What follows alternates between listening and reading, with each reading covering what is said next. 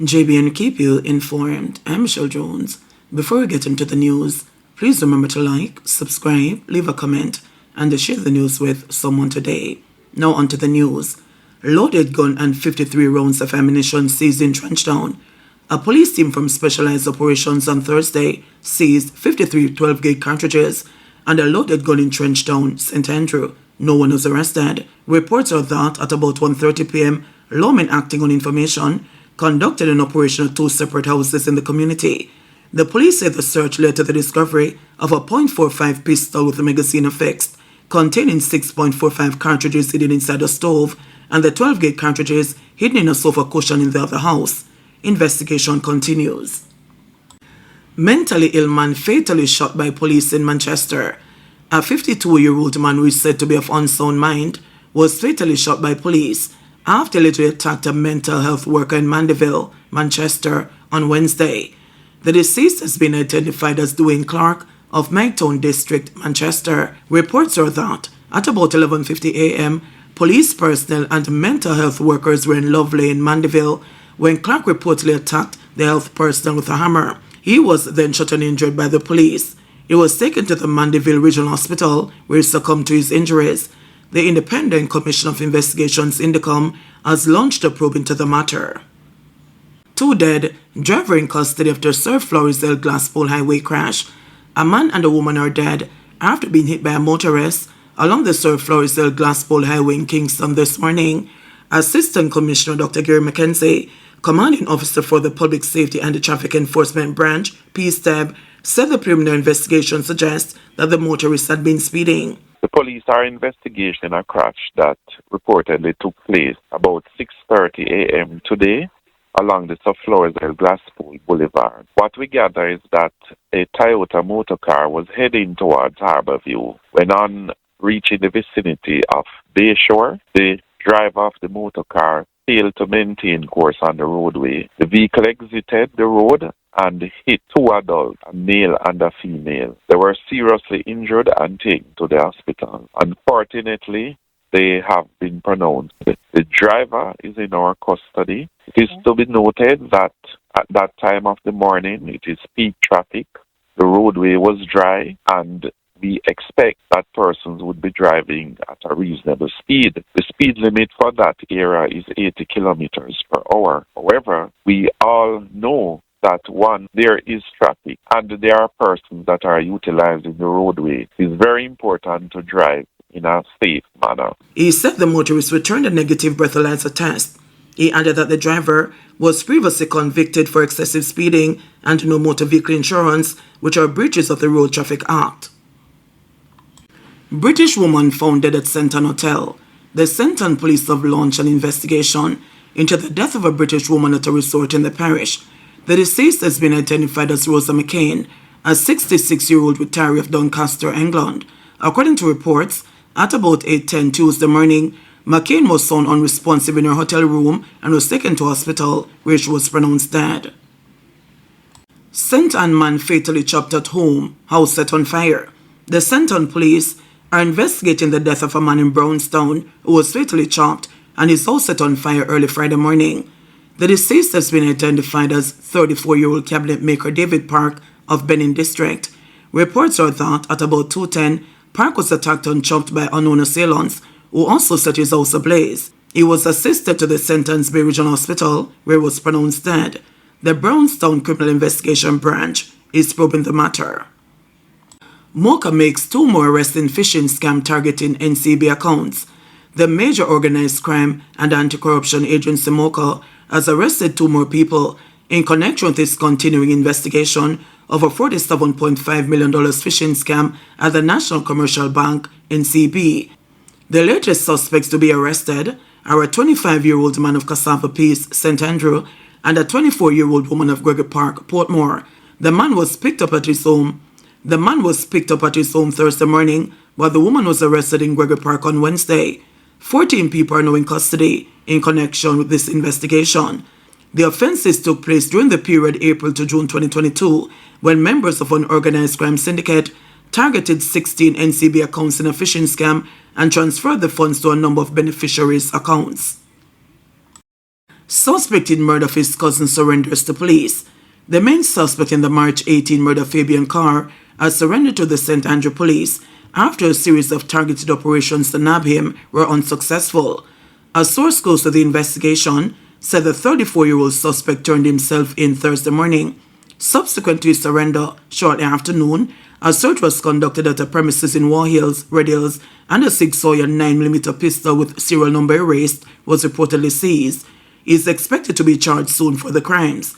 The weapon is the 13th illegal gun seized in the St. Andrew North Police Division since the start of the year.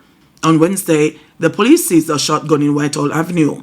On the night 32-year-old Carr was killed, relatives stumbled on his bullet-riddled body at his home in Burkwood District in Rockall, St. Andrew. Reports from the Red Hills Police are that at about 8 p.m., relatives became concerned after not being able to contact Carr for some time. Divisional Commander for the St. Andrew North Police, Acting Superintendent Randy Sweeney, said that the suspect did the right thing by surrendering. He's a suspect in a case of murder and a shooting incident that took place yesterday in the Rockall space. We're encouraging suspects, wanted and persons of interest to turn themselves in and not to challenge the police, Sweeney said. The divisional head said the police will not tolerate or allow gunmen and gangsters to disrupt the lives of law-abiding citizens, especially in the St. Andrew North Division. Acting Superintendent Sweeney is urging residents to call Crime Stopper 311 and the 924-1421 at the Constant Spring Police and report criminals. PM urges Jamaican businesses to seek markets in the wake of Trump tariff imposition. Prime Minister Dr. Andrew Holness is urging Jamaican businesses to look to new markets, while at the same time committing to protecting their interests in light of the imposition of the 10% tariff on exports to the United States. The Prime Minister, who was speaking Thursday at Expo Jamaica's opening ceremony at the National Indoor Sports Centre, said nearly 90% of Jamaican exports to the United States enter under preferential terms. While the government of Jamaica has not yet received formal notification on the precise implementation procedures, including whether these new tariffs will override existing CBI provisions, we are actively engaging with the United States Trade Representative and other relevant authorities to seek urgent clarification. We are also conducting a detailed technical assessment in collaboration with relevant ministries and agencies to fully understand the scope of these tariffs and their implications for Jamaica's trade and industrial policy. It is important to emphasize that these developments do not reflect any erosion in the long-standing and strong bilateral relationship between Jamaica and the United States. Rather, it reflects a broader recalibration of U.S. trade policy that is global in scope. Still, we will use every available diplomatic channel, including working with our CARICOM brothers and sisters and utilizing the Office of Trade Negotiations to seek to preserve the positions our exporters have secured over decades of deepening trade ties with the United States. Preliminary analysis indicates that some of our top exports may fall under exempted product categories, and we are working to confirm and, where possible, to expand these exemptions. Again, I must emphasize that clarity is still needed on several matters. Furthermore, there may also be opportunities to be found, and we must therefore be proactive and prospective. So to our manufacturers and exporters, we understand the uncertainty this announcement has created. And we are with you every step of the way. You are not only integral to our economic strategy, you are national champions of our resilience and ingenuity. The government will continue to advocate on your behalf and ensure that your interests are protected in any new global trade architecture. I will wrap those statements in my own comments. Jamaica has pursued a very strategic foreign policy, in the same way we have pursued very strategic economic policies. If it is one thing that you can be certain of for a small, open economy like Jamaica, is that we will have shocks, exogenous shocks, things that happen outside of and beyond our control. In the past, we used to say it is other people's fault. In the past, we used to hope that good friendships will come to our rescue. In the past, there are those who believe the world owed us something. That is not my stance, and I have not run this government in that way. We must be prepared for shocks, and we must be resilient. We must be able to absorb the hit and recover. And we must put ourselves in a position to always be welcomed at the table to negotiate. And where we have our truths and strong positions, we must speak them clearly, without fear to authority and powers. And we do it without bombast, hysterics, and hyperbole. And we get the job done.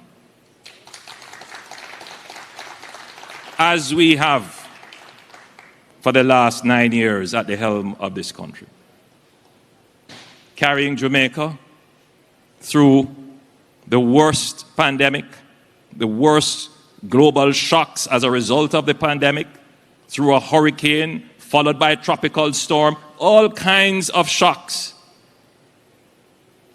And what used to take us 30 years and 17 years to recover, we recover momentarily. So for those who take this for granted and would wish to diminish it and believe that there is something else, let me urge you to think carefully. This is a new world, an uncertain world, but Jamaica stands on its 2 feet, erect and proud. We will secure our economic independence.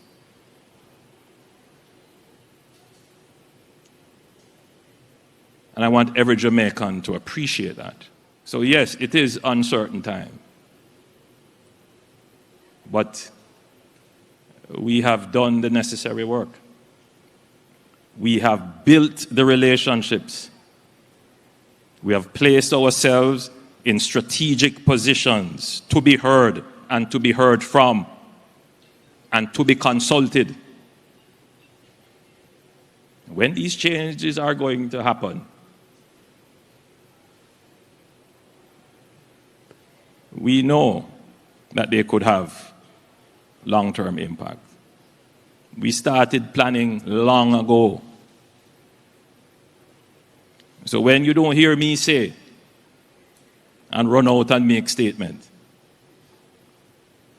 because you have a government that is thinking very carefully, very strategically.